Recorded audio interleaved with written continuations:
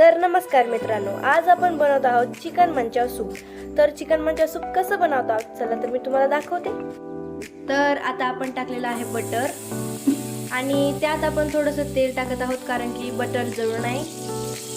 And आता आहे ginger garlic paste, तर आपण याला हलवून घेऊया। तर आता आपण टाकत आहोत कांदा आणि आता आपण टाकत आहोत पत्ताकोबी, थोडंसं गाजर आणि आता आपण टाकलेलं आहे चिकन आणि आता ह्याला आपण व्यवस्थित परतून घेऊया। आणि आता कांद्याची पात, आता आपण सॉस टाकून घेऊया, थोडंसं ग्रीन चिली सॉस, 1 चम्मच सोया सॉस, 1 चमचा रेड चिली सॉस आणि 1 चमचा व्हिनेगर।